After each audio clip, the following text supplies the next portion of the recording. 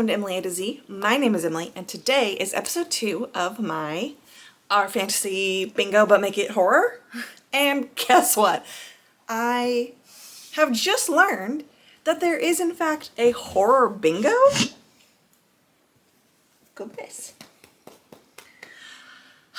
So, when I started this whole thing in October with Our Fantasy But Make It Horror, I was like, ooh, cool, brilliant, I love this idea. There's not a horror bingo. Little did I know, there actually is. I just wasn't made aware of it. Wicked Reading actually does have a horror bingo that runs from October to the end of September of the year. They did their first one last year, so it just ended 2024 to 2025, and so the new board has been announced, and it's here, and I'm like, gosh darn it, but that's not gonna stop me. I'm gonna continue. I've decided I'm going to do both in this series. I'm still focusing on my Our Fantasy bingo board.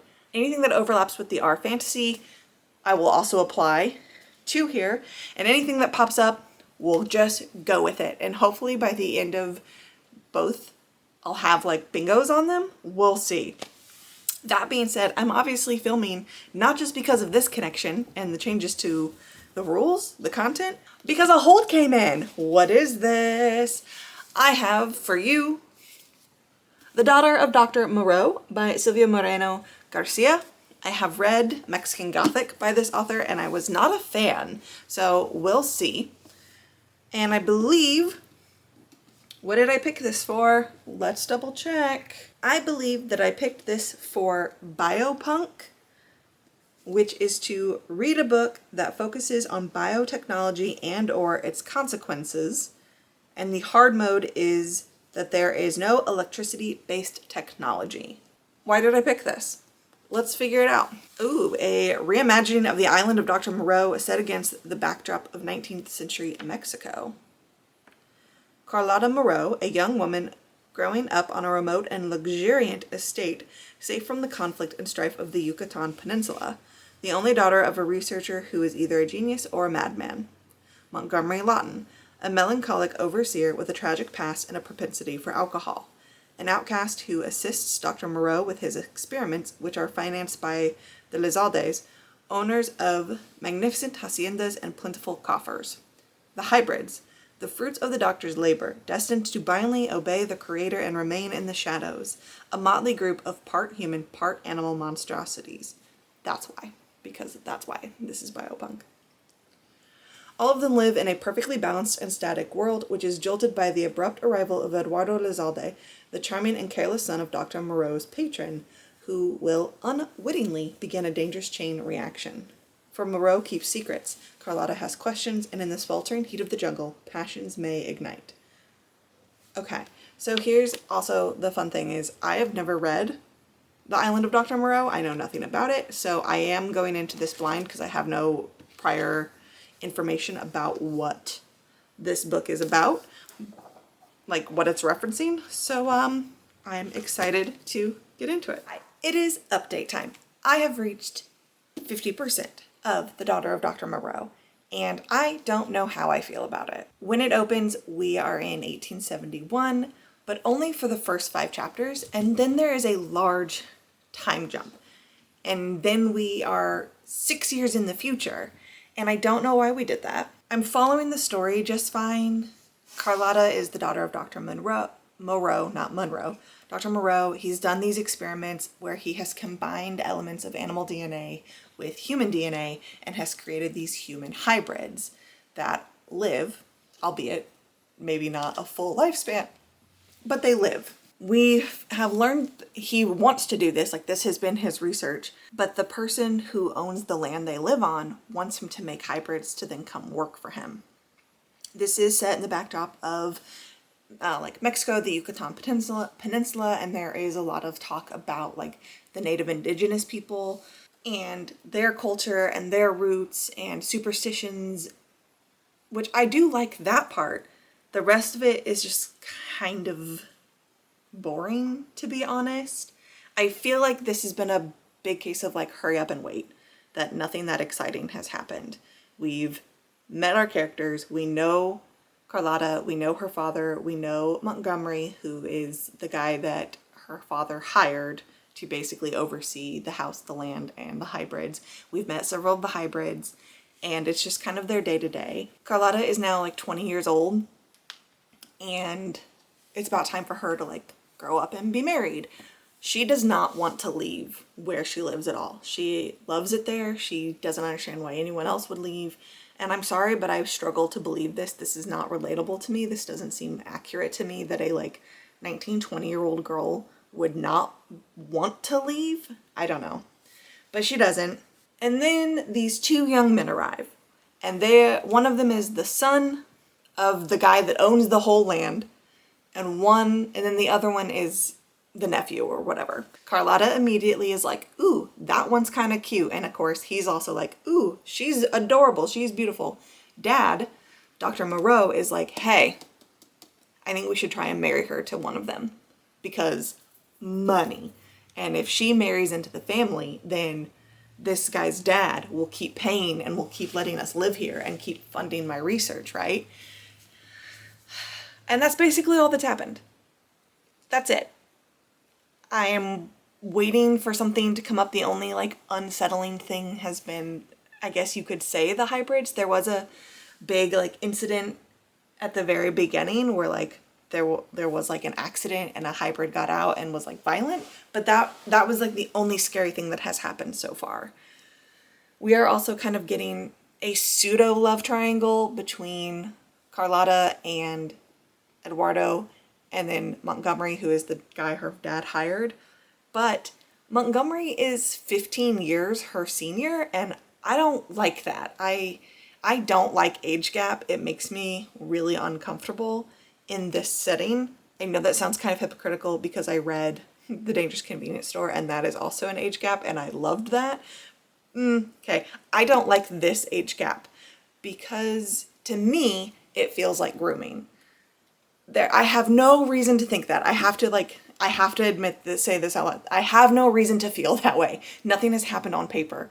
I just don't like the concept that he has lived here with her for 6 years and met her when she was 13, 14 and has watched her grow up from like a little girl coming into puberty into a like fully grown young woman who is now like at marrying age according to them. I don't like that. That's what makes me uncomfortable because of the implications there. And he is like struggling with this where he's like, how could I not notice her? How could I not? She's my boss's daughter. I can't look at her, but how can I not? And I don't like that. I don't like that at all. But then also he's still like hung up on his ex. It's weird. It's complicated. I'm not a fan of it. And every time he has like a moment with her, it makes me really uncomfortable. And something just happened where he called her sweetheart. And I was like, no, because it wasn't like a cute, like, oh, sweetheart. Like I call my son sweetheart. No, it was not. And I didn't like it. I'm hoping something exciting is about to happen though, because we just had a thing where like Carlotta like got sick. Like something has happened to her and she needs medical care. So hopefully it picks up. Because I'm halfway through and it feels like it's dragging on forever. But that's my update. So it's been a while and I forgot that I never updated you on this. Like it's literally been months since I actually finished this. And then I'm editing the footage and I'm like, hey, I never actually said what I thought of this. It's a 3. This is a 3. The Daughter of Dr. Moreau by Silvia Moreno-Garcia.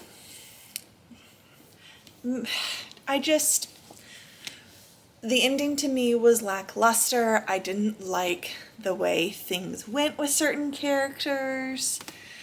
Basically, I remember saying, ew, some of this will give me the ick. I don't like the age gap, the big age gap between, what's his name? The dude? Montgomery, yes.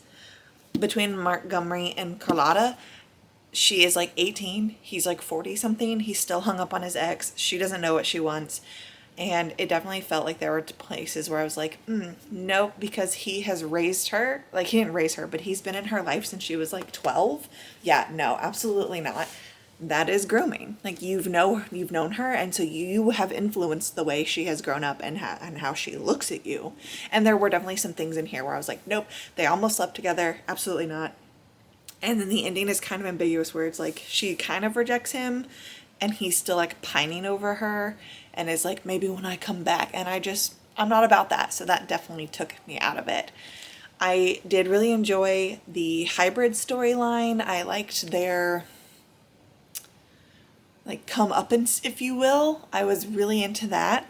I've never read the original, like what this was inspired by, which is what, the Island of Dr. Moreau? Yeah. Reimagining of the Island of Dr. Moreau. I've never read that, but I definitely was able to pick up on like what the twist was going to be or like what the reveal was. But all in all, a 3. Meh. Okay. Where does that put us on our bingo boards? This is going on, what was this for again? The biopunk square. And then for the horror bingo, I'm going to put this in the second chance square because I have already read a Silvia Moreno-Garcia book, Mexican Gothic, and I did not particularly enjoy it either. I think I also gave that like a 2 something or a 3. So I was like, okay, she's my second chance author. I'm still kind of meh, so I don't know if I will be reading any more of her works, but that's where we are with that. On to the next.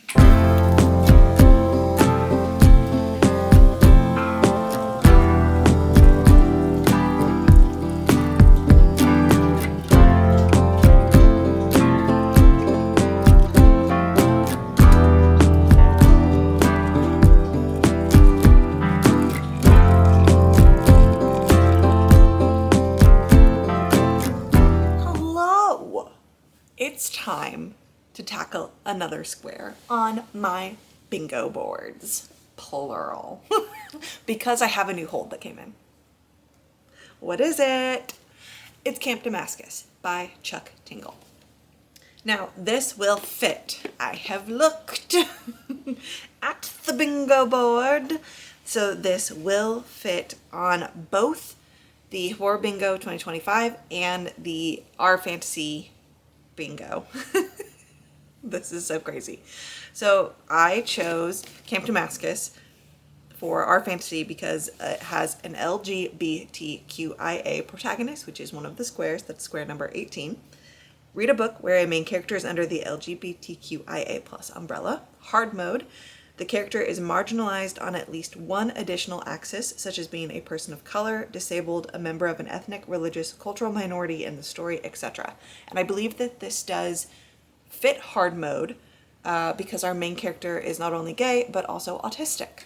So there's that. And it fits for Wicked Readings Horror Bingo under the LGBTQ plus rep square, which her definition is a book that has LGBTQ plus representation. Hard mode is that the representation is the main character, and there are LGBTQ plus themes, which I also think this fits hard mode for that as well. Main character is gay, and this definitely deals with LGBTQIA plus themes and struggles. So, what is Camp Damascus? This is also my first Chuck Tingle. I believe this is also Chuck Tingle's debut, like official debut horror novel. I know that Chuck Tingle, the myth, the man, the myth, the legend, had previously, previous to this, had published his Tinglers, or his weird little short erotic stories, I believe on Amazon. But this was his first like official novel that got published traditionally, I believe. Something is wrong in Neverton, Montana, and that something isn't me. Welcome to a God-fearing community with a heart of gold. Nestled high up in the mountains is Camp Damascus, the self-proclaimed most effective gay conversion camp in the country. Here, a life free from sin awaits, but the secret behind that success is anything but holy. And like, that's it. Like, what? From Chuck Tingle, beloved internet icon, comes a searing and earnest horror debut about the demons the queer community faces in this country, the price of keeping secrets, and finding the courage to burn it all down. So, okay. You don't like how that sounds, Mr. Bean? And yes, Chuck Tingle is such a weird figure. mysterious force of energy behind sunglasses and a pink mask. He is also an anonymous author of romance, horror, and fantasy. Tingle was born in Home of Truth, Utah, and now splits his time between Billings, Montana, and Los Angeles, California. Tingle writes to prove love is real because love is the most important tool we have when resisting the endless cosmic void. Not everything people say about Tingle is true, but the important parts are. Yeah, just a bizarre human being, and I love it. So, I'm gonna start. I do have this as an audiobook. I obviously am holding the physical here, but I am choosing to listen to it, and I will come back in a little while. Update time. It is also officially that time of year where I basically live in hoodies. And that's okay because I love it. I love being comfy and cozy. This is one of my favorite hoodies because it matches Kennedy. Kennedy! Come here, girl. Yes, huh? Is it pretty? We have matching hoodies. Yes, we are darling. We are the okay. We are the cutest. This was a Christmas gift from my husband a couple of years ago, and I adore it. I love it so much. She wears her hoodie because she does not like when it's cold outside, and I wanted to match her. This is also the time of year where Kennedy basically lives in a hoodie until it gets warm again. But yes, aren't we just the cutest? I love you. And yes, Eisen Beanie is fine. He does not have a hoodie. Don't worry though, he's not left out. He is part husky, so he has a really thick undercoat, and he does not do well in the summer, so he would absolutely hate it if we put him in a hoodie. I've put him in like stuff before, and he hated it. So he's fine. He loves this weather. You sleepy boy. He's so cute. Anyways, I have an update. You're not here for that. You're here because I have an update on Camp Damascus. I'm about halfway through. I've listened to it for like 2 days at work now, and it's gotten me about halfway through. I have thoughts in that this caught me by surprise. We are following Rose Darling, which I love that that's her name. She is part of the Darling family, and she is in this town of Montana, living in this very tight-knit, ultra-religious community where basically the church is like the whole city. And it is Christian adjacent. They preach the word of God, like the gospel of Jesus. They use the Bible, but then there's also this like other prophet that they mention quite a bit, like Tobin, but it is called the Kingdom of the Pine Church, and they follow Pastor Pete Bend. But then like they also, I don't know, they have like, yes, Tobias Coble, like they follow Tobias Coble as well, and it definitely gives like Mormonism vibes of like the teachings of whatever his name was, Joseph. I'm not Mormon, so I don't know, but it does give that kind of vibe of like, oh, we're Christian, but we also follow this other dude's words and like incorporate his writings and ideals into our teachings. But it's ultra conservative, ultra religious and strict. No dancing, no secular influences of any kind. And Rose is like 20 years old. Her parents are like, hey, are you interested in dating? We think you're old enough for marriage. And she's like, whoa, what? And they're kind of, it's like the book opens with her like out on like a date, but she doesn't know it's a date.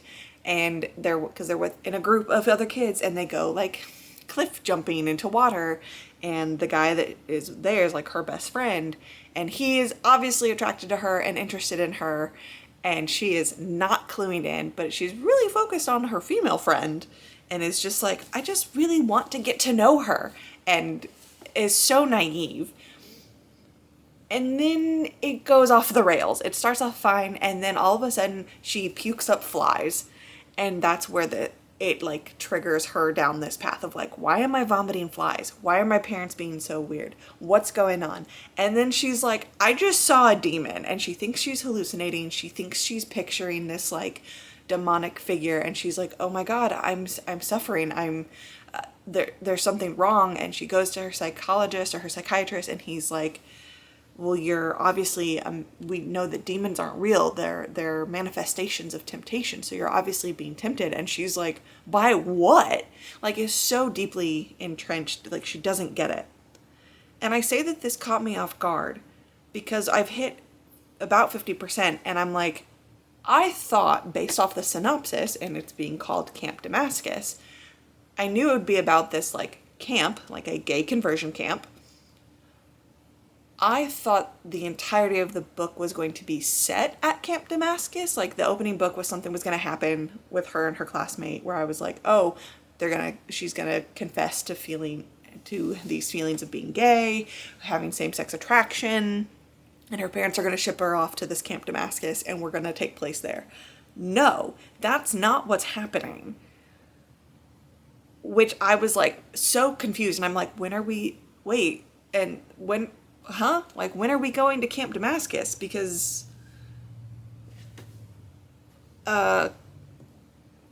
hello? No, if anything, she's starting to put the pieces together that something's not right, and it has something to do with Camp Damascus. She's seeing demons. She knows that she's seeing demons, that she's not hallucinating, that she is experiencing this. And she's figured out, I've been to Camp Damascus, but I don't remember it. And that's where we're going from here. Is she's like recalled that she knows something about this place, but her memory, she has no idea what's going on. And now she's trying to figure out where to go from here. What does she not remember? She's getting these repressed memories like are coming back to her. She keeps seeing this face of this other young girl that she's like, oh my God, she's gorgeous, she's beautiful. Who is this woman that I keep remembering? What is happening? Was I at Camp Damascus? Yeah. So I am having a good time. I like that it caught me off guard. I definitely thought we were going to see more of the camp and be in the camp and actually tackle with like gay conversion camps and that like head on. I think we still will. We're just not at the camp. It's like a coming of age. I don't know, but I'm having a great time. It seems wild so far. There have been a couple things and it's like, what? So yeah, I'm excited to dive back in. And the next time you see me with this, I will have finished it. Someone has decided to join me for this update. He's being very clingy, which is totally fine. I love it so much. But I am here.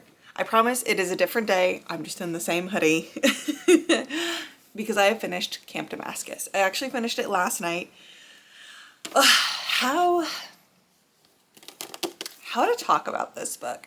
I went into this with like a preconceived notion based off of the title and what little I had heard about it surrounding Camp Damascus. I knew that this was like religious horror and the focus was on this gay conversion camp and things like that. I wasn't prepared for where the story went. I enjoyed being a participant in Rose's development and her evolution from this secluded, hella religious teen, young adult, because she's 20. I enjoyed watching her change over time from what she thought she knew and understood to these revelations coming about and understanding that she is something completely different and that she does not have to fall into the mold that her parents have like created for her, that the church has created for her, that this community has created for her.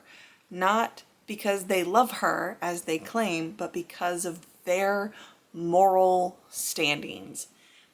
There's a lot of really good commentary on church culture. I am not bashing religion at all. I don't bash Christianity. If you are a believer, that's fine. That is your right. I am very fascinated by his depiction of these ultra religious people who take it beyond that. I don't believe in conversion therapy. I don't think that it is right or moral. And I think that he addresses that in this novel so well, of like taking a like Christian community and exposing them as really horrible people. Because how can you love someone and be willing to do the things that you do to them just because of their sexuality, their orientation? He does a really good job of exploring that. And I did enjoy that aspect of it. That being said, I'm only giving it a 3.75, which is not a bad rating at all. I really enjoyed my time with that. I just didn't love this book. It didn't, completely blow me away. It didn't wow me. And a 4 just felt like too much. I was like, yeah, I enjoyed my time with it, but like I didn't love it. I did really enjoy it, and I get it. And I do want to read more of Chuck Tingle's works, more of his horror works. I know that there's Bury Your Gaze, there's Lucky Day.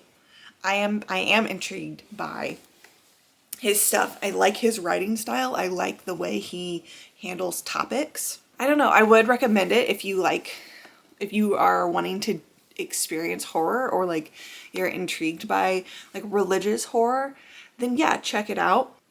I don't know what else to say. I had a good time, and I think the ending, the first half felt really slow, and then the second half went by really fast.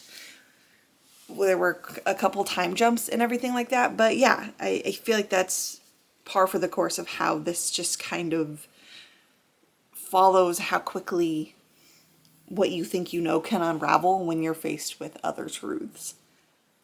So yeah, 3.75.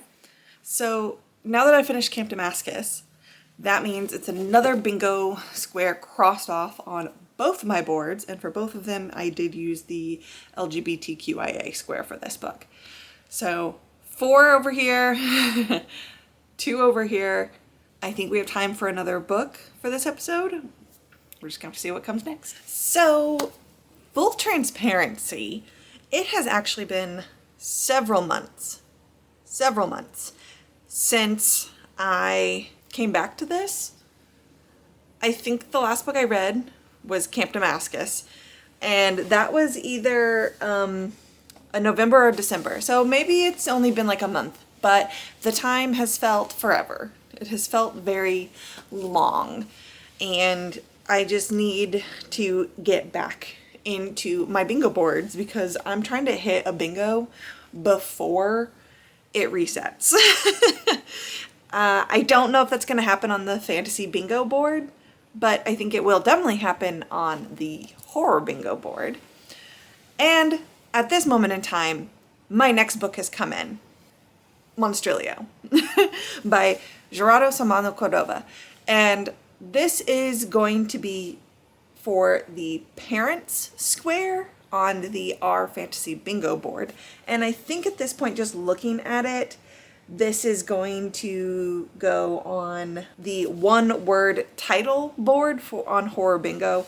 At the very end of the video, you'll see what I've actually decided. But Monstrilio, at its core, is a story about grief. And I think what people can do when they are driven to like almost madness by their grief. Magos and her husband, Joseph, have lost their son, Santiago, who was an 11-year-old boy that was born with this rare condition where he basically only had one lung. They were told he really wouldn't live past a day, but then he did until he turned 11, and then unfortunately at 11 years old he dies. The book opens with Santiago's death, and then we delve into this world of grief to the point of madness. We start off in Magos's perspective. Magos is the mother, and she decides to take a part of Santiago like with her. She removes part of his lung and keeps it with her. She heads back to Mexico City, Mexico, and there she like nurtures this piece of lung that was part of her child. And then this piece of lung starts to become sentient. and then things start happening. It is very slow so far. It is very literary. It's very poignant though. There's a lot of like kind of stabby, jabby language that does encapsulate and does capture grief really well, in my opinion, at least so far. It looks like it's told in parts, not necessarily chapters, but in like perspective. So we do have a multi-perspective story. The first part opened with kind of just like as a whole, like this is the story of what happened, like, and then we had Magos. I'm currently in Lena's perspective. Lena is Magos's best friend, like her childhood best friend. Lena is a doctor in Mexico. Lena is also in love with Magos and has her own like demons, where I'm like 30% of the way in, and I am now in Lena's perspective. And she's just kind of talked about some of her childhood. Then it looks like we will get Joseph's perspective, which is Santiago's father and Magos's husband. And then it looks like the last perspective is actually Monstrilio, or M, as it just says here, but it looks like it's going to be like the monster's perspective, or like whatever this creature is, and then it will close. So I'm very intrigued. Like, what do you mean the monster is potentially going to have its own perspective? But I believe we are watching just how people unravel and what you will do when you're grieving. Very raw, and it is very thought-provoking and yes, emotional. Like as a mother, like watching what Mago like does to herself just to like feel something. It's very, very fascinating. So I am interested in continuing this, and I'll see where it goes. Okay, I gotta go edit now. Let's wrap up this episode of our fantasy bingo but make it horror. The title is so long, but I have no idea what else to call this. So here we are. I have finished Monstrilio, or Monstrilio. They pronounced it in the audiobook, and I was like, ooh, I don't say it correctly. I am not Spanish speaking, but I would like to say this correctly. And how do I feel about this book? It took me on a journey, that's for sure. I went into this book so confident that I knew like that this was going to be a book about parenthood and grief and explorations of death and dying, and what I got was this magical realism, horror-esque novel about monsters and what makes a monster, and grief, yes, and like the struggles of parenthood, but not really the struggles of parenthood, mainly just like this exploration of like what we are driven to do in grief and the complexities of the human psyche, really. There are layers to everybody, and like it's just this exploration of what happens when you lose someone and how we all unravel. So like Magos, they lose their child Santiago, and Magos just goes batshit crazy, really, and she ends up taking a piece of the child's lung and keeping it and nurturing it and feeding it, and then this lung grows into this sentient creature that then becomes kind of human, kind of not, and it's all cyclical, and it's definitely the exploration, again, just, I don't even know, like I'm gonna talk in circles, but this book it is cyclical. Magos is like the beginning of the story and like why she did it and what happens. Lena, as the second one, is Magos' best friend, and she's also been in love with Magos for like her entire life, and we learn about Lena and her childhood and her difficulties and how like her mom had like postpartum psychosis and like thought that Lena was a demon, basically. And so then Lena had a really rough childhood, which then shaped her and affected her as an adult. And then we get Joseph's perspective, but but there's like a huge time jump. It's like Magos and Lena are together within like a set period of time, and then after Lena's period there's like this unspoken but like significant time jump where now Monstrilio is now like 18 or is viewed as being 18. Joseph has divorced Magos and has been on his own and has been in a relationship for the last 2 years and is getting engaged to marry someone else, and also trying to still like parent M and Monstrilio, and like, and then Monstrilio's final section is all about him and how he feels, and that section really spoke to me a lot. That section really talks about how like he has tried so hard to be anything other than himself. That like hurts in a way. He knows he's not human. He recognizes that he's not human, but he has done so much work to appear human. He has tried to tamper down his like monster urges and to just be what his parents want. And he is struggling with that. He is struggling to fight his nature.